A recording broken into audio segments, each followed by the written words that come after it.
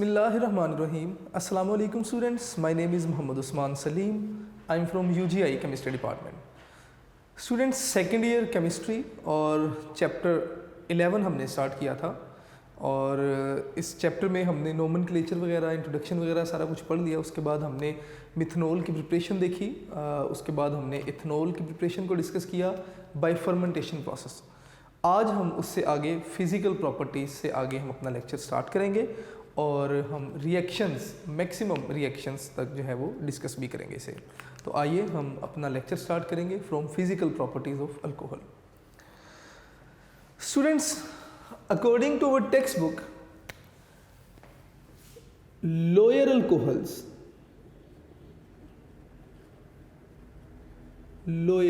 Alcohols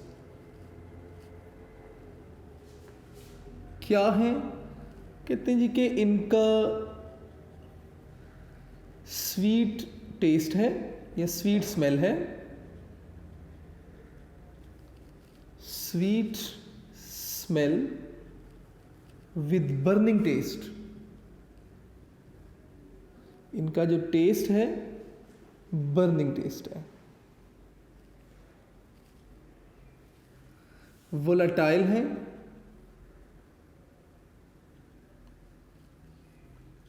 volatile मतलब जो vapours में कन्वर्ट हों। इसी तरह टॉक्सिक हैं,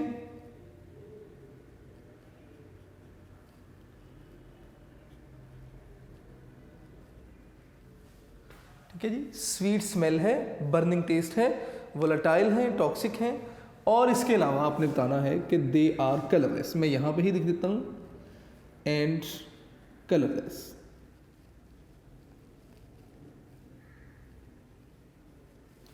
स्टूडेंट्स, ये बात हो रही है lower alcohol from C1 to C3 यानी कि मिथनॉल से प्रोपेनॉल तक।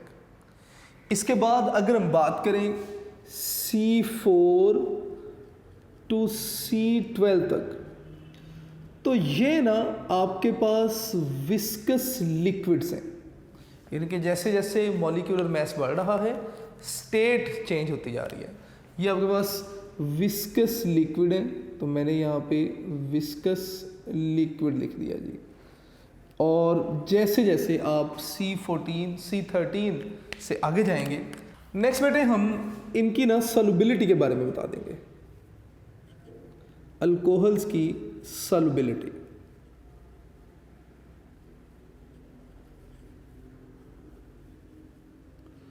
कहते हैं जी कि अल्कोहल्स जो हैं, मिथनॉल स्पेशली वाटर में तमाम प्रोपोर्शन में सॉल्युबल है। मैं यहाँ पे लिखूँगा कि methanol CH3OH soluble in alcohol in all proportions. ये आपकी एक्सरसाइज में क्वेश्चन भी आएगा, ठीक है। जैसे जैसे आप जो है वो अल्कोहल बढ़ते जाएंगे, यानी कि जैसे जैसे मॉलिक्यूलर मास इनका बढ़ता जाएगा, अल्कोहल से मिथनॉल से इथेनॉल, प्रोपेनॉल, ब्यूटेनॉल, तो सॉल्युबिलिटी डिक्रीज होती जाएगी। तो मैं यहाँ पे लिखूंगा कि सॉल्युबिलिटी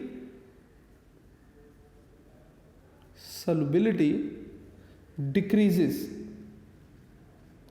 with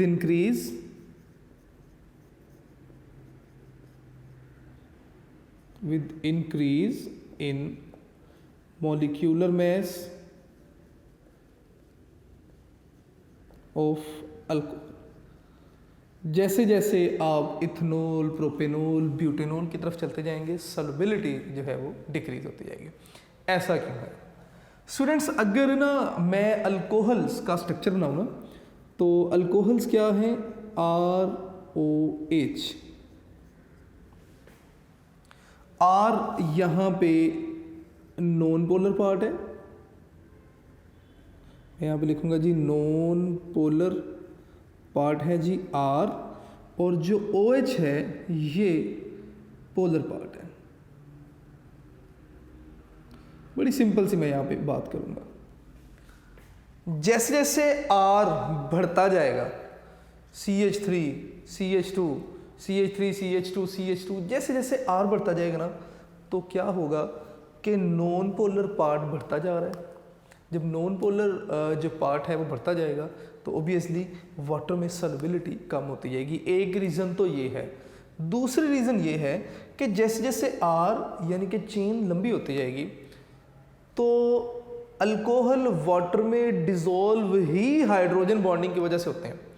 तो जैसे जैसे चेन की लेंथ बढ़ती जाएगी तो वाटर के लिए OH तक पहुंचना थोड़ा सा मुश्किल होता जाएगा, हाइड्रोजन बॉन्डिंग की जो स्ट्रेंथ है वो कम होती जाएगी। तो इसलिए जो सॉल्युबिलिटी है अल्कोहल्स की वाटर में क्या होती जाएगी, डिक्रीज होती जाएगी। तो मैं इसकी रीज़न कुछ यूँ लिखूँगा कि क्यों सॉल्युबिलिटी डिक्रीज हुई। आपने बताना है कि एज चेन इंक्रीजेस, जैसे जैसे चेन इंक्रीज होगी हाइड्रोजन बॉन्डिंग या H bonding decreases between water and alcohol molecules, between water and alcohol molecules. तो इस वजह से सॉल्युबिलिटी भी क्या होती जाएगी, डिक्रीज होती जाएगी। स्टूडेंट्स, अगर आप इसे आसानी से लिखना चाहें तो आप ये भी लिख सकते हैं कि solubility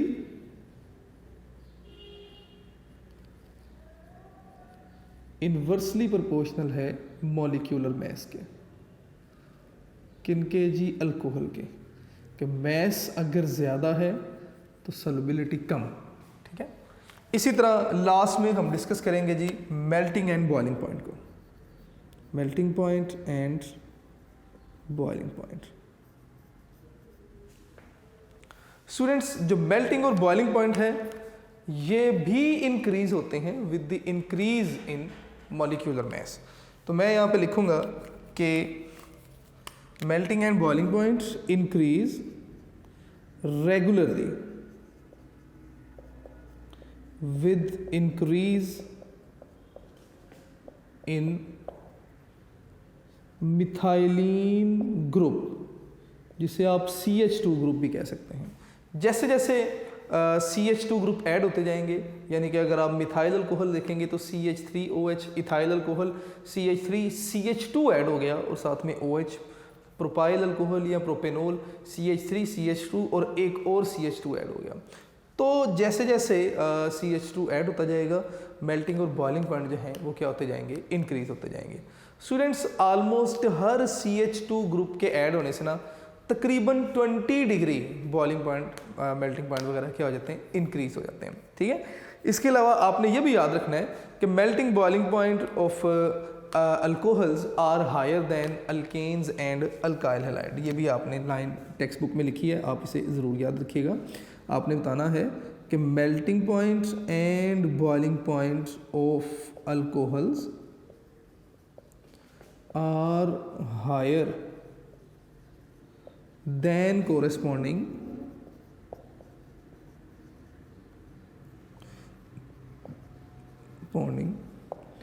alkanes and alkyl halides. ये कुछ इंपॉर्टेंट बातें जो कि फिज़िकल प्रॉपर्टीज़ में थी, आपने इनको अच्छे तरीके से देखना है। ठीक है। इसके अलावा अब नेक्स्ट हमारे पास टॉपिक जो आता है that is reaction of alcohol. Students, उससे पहले आपने ना इन फिज़िकल प्रॉपर्टीज़ को देखते हुए क्वेश्चन नंबर 11, एक्सरसाइज का क्वेश्चन नंबर 11, उसके 3 पार्ट्स ऐसे हैं जो कि फिज़िकल प्रॉपर्टीज़ से रिलेटेड ही शॉर्ट क्वेश्चन हैं। आपने उनको खुद से ज़रूर सॉल्व करना है। मोर ओवर जब हम एक्सरसाइज पे आएंगे मैं भी उन्हें डिस्कस करूँगा। नेक्स्ट हम बात करेंगे जी रिएक्शंस ऑफ अल्कोहल्स की।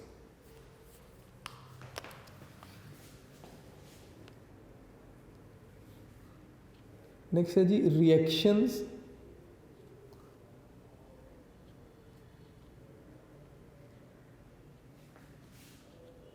Of alcohols.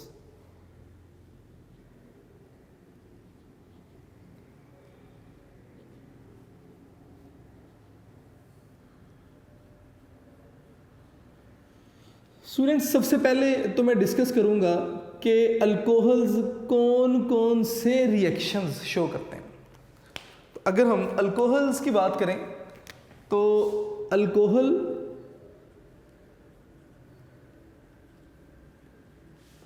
अगर डिहाइड्रेशन रिएक्शन शो करें,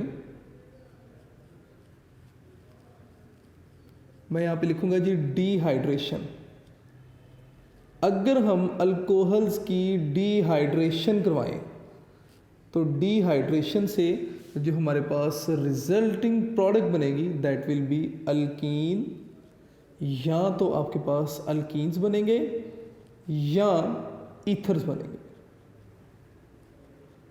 अल्कीन्स और ईथर्स। स्टूडेंट्स अगर हम क्या करें, अल्कोहल्स की ऑक्सीडेशन करवा दें, अगर हम अल्कोहल्स की ऑक्सीडेशंस करवा दें, ऑक्सीडेशन, तो ऑक्सीडेशन से जो आपके पास प्रोडक्ट बनेगी that will B aldehyde, aldehyde भी हो सकती है जी, एसिड्स, कार्बोक्सिलिक एसिड स्पेशली, और इसी तरह कीटोन्स भी हो सकते हैं। यानी कि अगर आप ऑक्सीडेशन करवाएंगे तो ये प्रोडक्ट्स बनेंगे आपके पास। अगर आप अल्कोहल्स की रिडक्शन करवाते हैं, ऑक्सीडेशन का उल्ट है जी रिडक्शन, तो रिडक्शन से आपके पास क्या बनेंगे, अल्केन बनेंगे।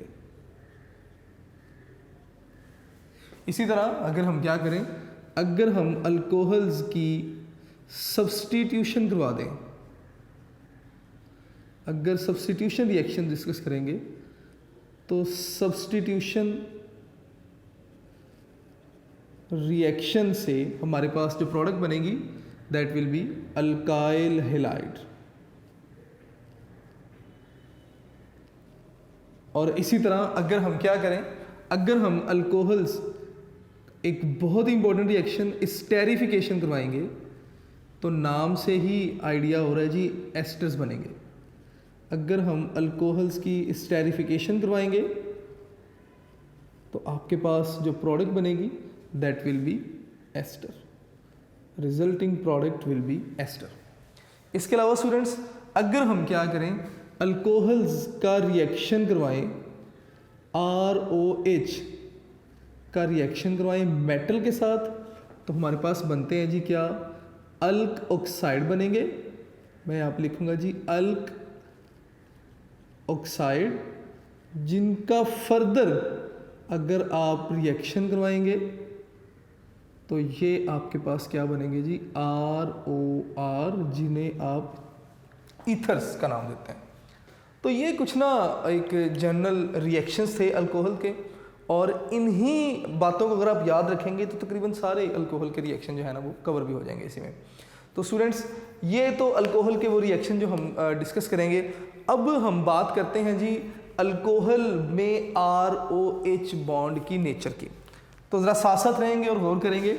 मैंने कहा जी कि रिएक्शंस हम तब भी अच्छे तरीके से डिस्कस कर पाएंगे अगर हमें अल्कोहल की नेचर बताओ। तो अल्कोहल अगर मैं लिखूं तो दैट इज़ CO और इसी तरह H, और ये जो कार्बन है हाइड्रोजन्स के साथ अटैच है, ये अल्कोहल बन गए। अगर आप इस ऑक्सीजन को देखेंगे तो this oxygen have 2 lone pair, इसका मतलब highly electronegative, partial negative, partial positive, partial positive. अगर आप इस रिएक्शन को देखें तो अगर हम आयनाइजेशन करवाएं अल्कोहल्स की, फॉर एग्जांपल मेरे पास है जी ROH, अगर मैं आयनाइजेशन करवाऊंगा तो बड़ा क्लियर है कि आयोनाइजेशन से मेरे पास जो प्रोडक्ट बनेगी that will B RO negative, जिसे हम अल्क ऑक्साइड कहेंगे, प्लस H पॉजिटिव। तो इसका मतलब अल्कोहल्स H पॉजिटिव प्रोवाइड कर रहे हैं, प्रोटॉन दे रहे हैं, तो it means alcohols are acidic in nature. तो मैं यहाँ पे लिखूंगा कि alcohols are acidic in nature. कि पहली बात तो मुझे ये समझ आई कि अल्कोहल जो हैं वो एसिडिक नेचर रखते हैं। दूसरे नंबर पे वापस आते हैं जी इसी बॉन्ड की तरफ। मैं दोबारा लिख देता हूँ कि कार्बन कार्बन के साथ ऑक्सीजन और फिर एक हाइड्रोजन।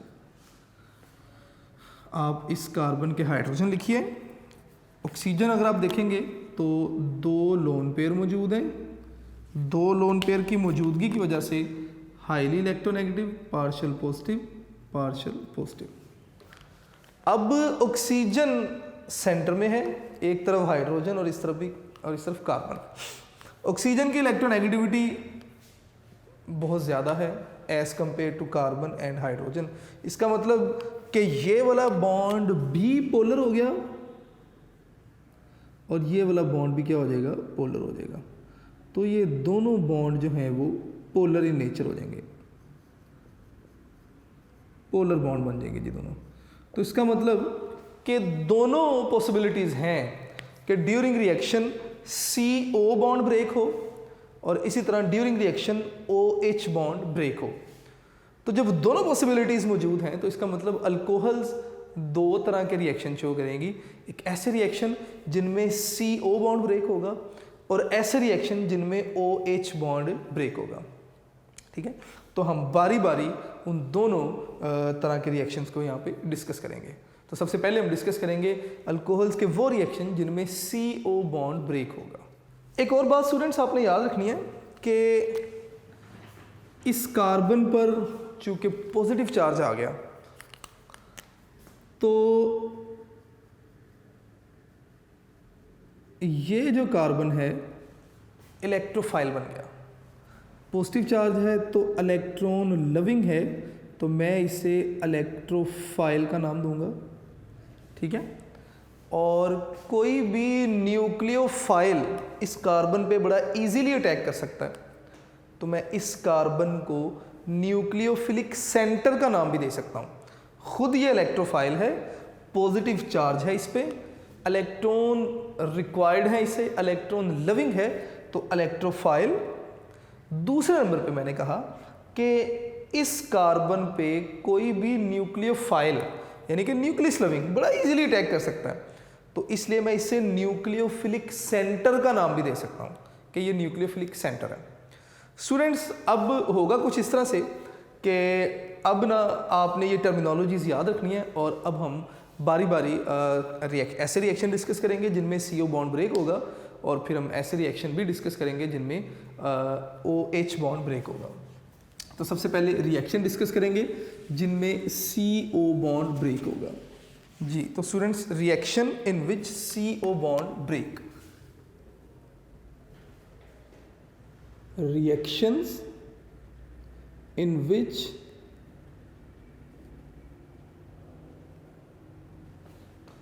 CO bond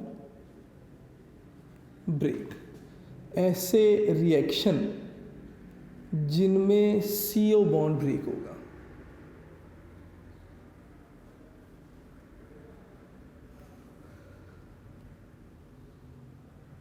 स्टूडेंट्स अगर कोई न्यूक्लियोफाइल अटैक करता है अल्कोहल पे, ठीक है, if a nucleophile attack on alcohol, तो CO बॉन्ड ब्रेक होगा। मैं पहली लाइन तो यहाँ पे लिख रहा हूँ कि इफ अ न्यूक्लियोफाइल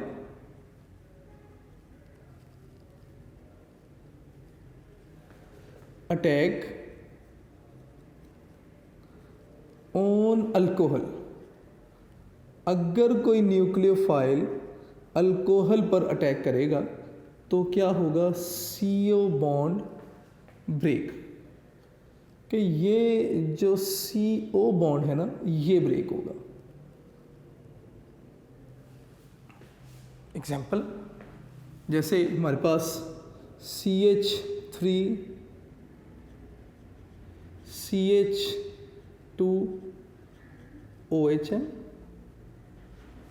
अगर कोई न्यूक्लियोफाइल अटैक करेगा तो मैं ना यहाँ पर एरो पर लिख भी देता हूँ कि न्यूक्लियोफाइल।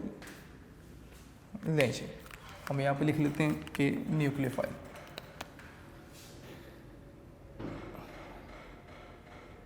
न्यूक्लियोफाइल, अगर कोई न्यूक्लियोफाइल अटैक करता है तो ये बॉन्ड कुछ इस तरह से ब्रेक होगा कि इलेक्ट्रॉन शिफ्ट होंगे इस ऑक्सीजन पे। तो आपके पास क्या बनेगा, ये बन जाएगा जी CH3 CH2 positive plus OH negative. ये स्पीशी आपके पास सेपरेट हो जाएगी। ये जो स्पीशी आपके पास बनी दैट इज कॉल्ड कार्बोकेटाइन, और कार्बोकेटाइन यहाँ एज इंटरमीडिएट बनेगा। ये बातें मेरी आप लोगों ने याद रखनी है। ये कार्बोकेटाइन है और एज इंटरमीडिएट बनता है यहाँ पे, ठीक है। तो अब क्या होगा, इस कार्बोकेटाइन के साथ अटैकिंग न्यूक्लियोफाइल आके अटैच हो जाएगा। तो इसका मतलब एक न्यूक्लियोफाइल ने दूसरे न्यूक्लियोफाइल को रिप्लेस किया, सब्स्टिट्यूट किया, तो ये न्यूक्लियोफिलिक सब्स्टिट्यूशन रिएक्शन होंगे। तो मैं इन्हें यहाँ पे लिख देता हूँ कि ये फॉलो करेगा SN रिएक्शंस को। ये हो जाएंगे जी क्या, nucleophilic substitution reaction, SN reaction लेंगे। ये बातें आपने याद रखनी है। अब स्टूडेंट्स, ये जो OH ग्रुप है ना, मेरे वर्ड्स को गौर से सुनिएगा, OH ग्रुप अच्छा लिविंग ग्रुप नहीं है। OH ग्रुप अच्छा लिविंग ग्रुप नहीं है। हम करते क्या है, हम इस अल्कोहल की प्रोटोनेशन करते हैं। प्रोटोनेशन करते हैं, एक H पॉजिटिव प्रोवाइड करते हैं। ये जो ऑक्सीजन है इस पे 2 लोन पेयर हैं। ऑक्सीजन अपना एक लोन पेयर शेयर करेगा H पॉजिटिव के साथ, और ये सारे का सारा ग्रुप बन जाएगा जी OH2 पॉजिटिव। जब ये OH2 पॉजिटिव बन जाएगा तो ये एक अच्छा लिविंग ग्रुप बन जाएगा। इसका मतलब आपने एक पुअर लिविंग ग्रुप को एक एक्सीलेंट लिविंग ग्रुप में कन्वर्ट किया, और इस तरह आपके पास कार्बोकेटाइन बनेगा। और जब कार्बोकेटाइन बनेगा तो उसके साथ कोई जो अटैकिंग न्यूक्लियोफाइल है वो आकर अटैच होगा। तो इसमें हम इस मेथोडोलॉजी को फॉलो करेंगे। अब अगर आप यहाँ पर ऑर्डर ऑफ रिएक्शन देखते हैं या order of reactivity of alcohol देखते हैं, तो मैं यहाँ पे कुछ इस तरह लिखूंगा कि order of reactivity, order of reactivity क्या है जी, आपने बताना है कि जो टर्शरी अल्कोहल हैं इनकी रिएक्टिविटी सबसे ज़्यादा, इसी तरह फिर सेकेंडरी और फिर प्राइमरी। मैं यहाँ पे लिखूंगा जी tertiary alcohol are most reactive, secondary alcohol, और उसके बाद आ जाएंगे जी आपके पास क्या जी, प्राइमरी अल्कोहल्स। मैं यहाँ पे लिखूंगा जी प्राइमरी अल्कोहल्स, और लास्ट में हम मिथनॉल लिखेंगे, और मिथनॉल मोस्टली रिएक्शन शो नहीं करती, ठीक है। अब आगे चलते हैं जी बात को लेकर। अब ना हम इसकी कुछ एग्जांपल्स देख लेते हैं। एग्जांपल्स में स्टूडेंट्स आपने इथाइल अल्कोहल की रिएक्शन लिखने हैं, तो मैं इथाइल अल्कोहल लिख लेता हूँ जी C2H5OH। इसी तरह एक बार और लिख लिया C2H5OH, इसी तरह C2H5OH। 3 एग्जाम्पल थी, मैं तीनों एग्जाम्पल को यहाँ पे कोट कर रहा हूँ जी, बुक से रिलेटेड तीनों एग्जाम्पल्स को। C2H5OH स्टूडेंट्स, सबसे पहले रिएक्शन करवाया जाएगा SOCl2 के साथ, और ये रिएक्शन होगा in the presence of pyridine.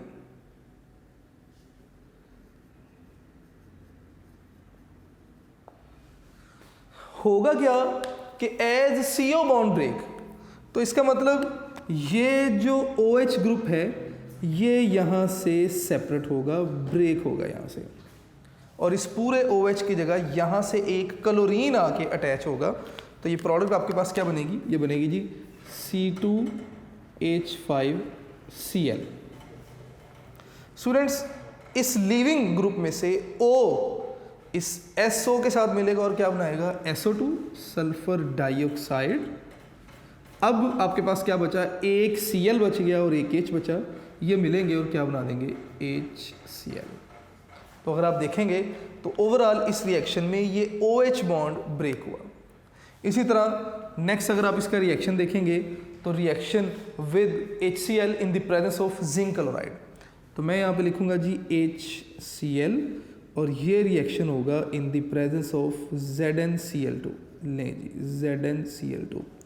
Students बिल्कुल सेम नेचर यहाँ पर भी कि ये CO बॉन्ड ब्रेक होगा और यहाँ से ये H मिलेगा और क्या बना देंगे वाटर, और आपके पास जो प्रोडक्ट बनेगी दैट इज C2H5Cl और साथ में क्या बन गया जी वाटर, इथाइल क्लोराइड और साथ में वाटर।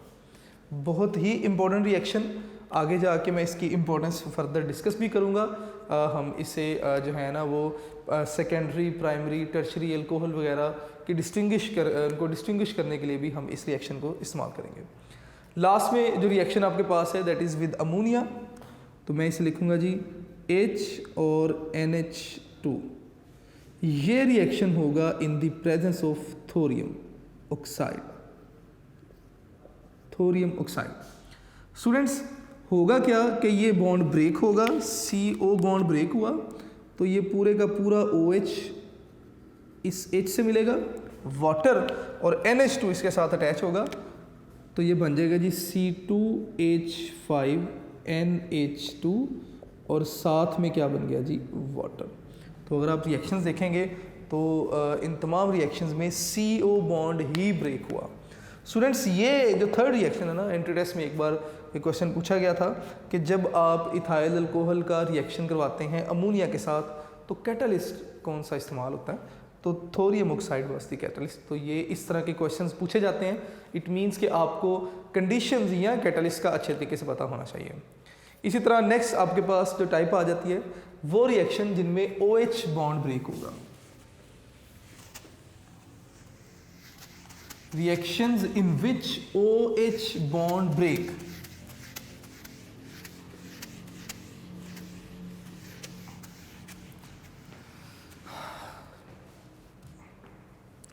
ले जी reactions in which OH bond break.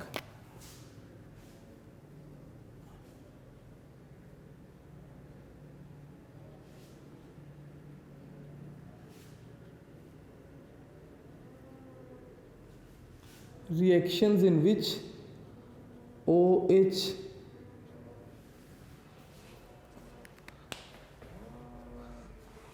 ठीक है, सॉरी ये ज़रा कटिंग कर लीजिएगा, एडिटिंग कर लीजिएगा। Reactions in which OH bond break, वो रिएक्शंस जिनमें OH बॉन्ड ब्रेक होगा। स्टूडेंट्स ये तकरीबन ना रिवर्स हो जाएगा उन रिएक्शंस के जिनमें CO बॉन्ड ब्रेक हो रहा था। तो यहाँ पर न्यूक्लियोफाइल अटैक कर रहा था, तो अगर आप इसे रिवर्स करेंगे तो अगर इलेक्ट्रोफाइल अटैक करेगा, बिल्कुल ऐसे है जी। तो मैं यहाँ पे लिखूंगा कि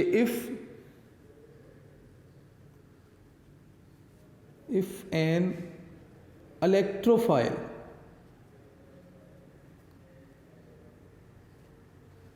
attack on alcohol, अगर कोई इलेक्ट्रोफाइल अटैक करेगा अल्कोहल पे तो क्या होगा, OH बॉन्ड ब्रेक, तो OH बॉन्ड ब्रेक होगा। स्टूडेंट्स इसके एग्जाम्पल भी आप ऐसे लिखेंगे, मैं लिखूंगा जी CH3CH2O और ये H, दो लोन पेयर। जब भी आप ऑक्सीजन लिखें लोन पेयर जरूर बनाएं ऊपर। अगर इस अल्कोहल मॉलिक्यूल पर कोई इलेक्ट्रोफाइल अटैक करेगा, यहां पे मैं लिख देता हूं जी इलेक्ट्रोफाइल, अगर कोई इलेक्ट्रोफाइल अटैक करेगा तो ये OH बॉन्ड ब्रेक होगा इस तरह से कि इलेक्ट्रॉन शिफ्ट होंगे ऑक्सीजन पर। तो इसका मतलब आपके पास क्या बनेगा, आपके पास बनेगा जी CH3CH2O नेगेटिव और साथ में H पॉजिटिव। ये आपके पास क्या बन गया, एथोक्साइड या मैं जनरली इसे लिख देता हूँ अल्क ऑक्साइड। स्टूडेंट्स आपके पास अल्क ऑक्साइड बनेगा और साथ में प्रोटॉन। यहाँ से मैंने पहले भी बात की थी कि अल्कोहल्स की एसिडिक नेचर कंफर्म होती है। अब आपने ऑर्डर ऑफ रिएक्टिविटी बताना है, तो नेक्स्ट हम लिख लेंगे जी ऑर्डर ऑफ रिएक्टिविटी, यानी कि ऐसे रिएक्शन जिनमें OH बॉन्ड ब्रेक होगा उनकी रिएक्टिविटी किस तरह होगी, ऑर्डर ऑफ रिएक्टिविटी। तो आपने बताना है, मैंने पहले भी कहा कि तकरीबन सारी इंफॉर्मेशन रिवर्स हो जाएगी किसके, उन रिएक्शंस के जिनमें CO बॉन्ड ब्रेक हो रहा था। तो यहाँ पे अगर आप देखेंगे तो मिथाइल अल्कोहल या CH3OH, मिथनॉल सबसे ज़्यादा ये रिएक्शन शो करेंगे, ठीक है। इसके बाद आ जाएगा जी आपके पास प्राइमरी अल्कोहल्स आ जाएंगे, उसके बाद आ जाएंगे जी सेकेंडरी अल्कोहल्स, और लास्ट में आपके पास आ जाएंगे जी टर्शरी अल्कोहल्स। ये इनके रिएक्टिविटी का ऑर्डर होगा। अब ना हम इनकी एग्जांपल्स को डिस्कस कर लेते हैं। तो इसकी एग्जांपल्स में इसी तरह से हम 3 रिएक्शंस को डिस्कस करेंगे, जिसमें एक बार हम रिएक्शन डिस्कस करेंगे मेटल के साथ, एक बार ग्रिग्नर रिएजेंट के साथ, और इसी तरह एक बार हम स्टेरिफिकेशन जो है ना वो डिस्कस करेंगे। तो सबसे पहले हम रिएक्शन विद मेटल लिखेंगे। मैं एक ही दफ़ा ना यहाँ पे लिख दूंगा C2H5OH, इसी तरह C2H5OH, इसी तरह से C2H5OH। स्टूडेंट्स एक बार आप इसका रिएक्शन करवाएंगे मेटल के साथ, और बैलेंस करने के लिए मैं यहाँ पे भी 2 लिखूंगा और यहाँ पे भी 2 लिखूंगा। ड्यूरिंग रिएक्शन क्या होगा, ये OH बॉन्ड ब्रेक होगा, ये OH बॉन्ड ब्रेक होगा, ठीक है। दोनों हाइड्रोजन निकलेंगे, दोनों हाइड्रोजन की जगह दोनों नाइट्रोजन आ जाएंगे, यहाँ पे सोडियम आ जाएंगे, सॉरी। तो मैं यहाँ पे लिखूंगा कि आपके पास जो प्रोडक्ट बनेगी C2H5Na, सॉरी C2H5ONA, और साथ में आपके पास क्या बन जाएगी जी H2। बैलेंस करने के लिए इसे भी यहाँ पे 2 कर देते हैं। अब हमने पढ़ा हुआ है कि एसिड्स जब भी मेटल्स के साथ रिएक्शन करते हैं तो हाइड्रोजन गैस इवॉल्व होती है, यहाँ से भी अल्कोहल्स की एसिडिक नेचर कंफर्म होती है। इसी तरह अगर आप ग्रिग्नार्ड रिएजेंट के साथ रिएक्शन करवाएंगे तो CH3MgBr। Students OH bond break होना है, तो ये H यहाँ से ब्रेक होगा और मिलेगा इस CH3 से, और आपके पास क्या प्रोडक्ट बनेगी, रिएक्शन होगा in the presence of ether, और जो प्रोडक्ट आपके पास बनेगी that will B CH4 alkane, और अल्केन के साथ साथ Mg जिसके साथ Br है, और Br के साथ ये पूरा ग्रुप एथोक्साइड ग्रुप, तो OC2H5। स्टूडेंट्स इसी तरह अगर आप कार्बोक्सिलिक एसिड के साथ रिएक्शन करवाएंगे तो मैं इसे लिखूंगा जी CH3COOH। ये रिएक्शन होगा in the presence of acid, और मैंने इस रिएक्शन को नाम भी दिया था स्टेरिफिकेशन, क्योंकि जब भी अल्कोहल एसिड के साथ रिएक्शन करेगी कार्बोक्सिलिक एसिड के साथ तो एस्टर बनेगा। यहाँ पर क्या होगा, ओबियसली OH बॉन्ड ब्रेक होना है, तो ये H यहाँ से आएगा और ये OH ग्रुप एसिड से आएगा, ये दोनों मिलेंगे और क्या बनाएंगे, वाटर, और बाकी जो रिमेनिंग पार्ट्स हैं आपस में अटैच होंगे और आपके पास क्या बन जाएगा C2H5, और उसके बाद O था, और इस O के साथ डायरेक्ट कार्बन अटैच होगा जिसके साथ डबल बॉन्ड O, और उसके साथ क्या है CH3। इसे आप इथाइल एसीटेट का नाम दे सकते हैं, विच इज़ एन एस्टर। तो स्टूडेंट्स आपने देखा कि अल्कोहल्स दो तरह के रिएक्शन शो कर रहे हैं, ऐसे रिएक्शन जिनमें CO बॉन्ड ब्रेक हो रहा है और ऐसे रिएक्शन जिनमें OH बॉन्ड ब्रेक हो रहा है। अगर न्यूक्लियोफाइल अटैक करेगा तो CO बॉन्ड ब्रेक होगा और अगर इलेक्ट्रोफाइल अटैक करेगा तो OH बॉन्ड ब्रेक होगा। दोनों की रिएक्टिविटी ऑर्डर डिस्कस किया और दोनों की एग्जांपल्स डिस्कस कर दी। इंशाल्लाह इसके बाद नेक्स्ट लेक्चर में हम ऑक्सीडेशन रिएक्शन और रिमेनिंग रिएक्शंस को डिस्कस करेंगे। आप लोग अपने लेक्चर नोट्स ज़रूर बनाइएगा और साथ साथ अपनी स्टडीज़ को ज़रूर देखते रहिएगा और घर पे रहें, सेफ़ रहें और बेटे अपना ढेर सारा ख्याल रखिएगा। आप लोग इंशाल्लाह नेक्स्ट लेक्चर में नेक्स्ट टॉपिक डिस्कस करेंगे। अस्सलाम वालेकुम।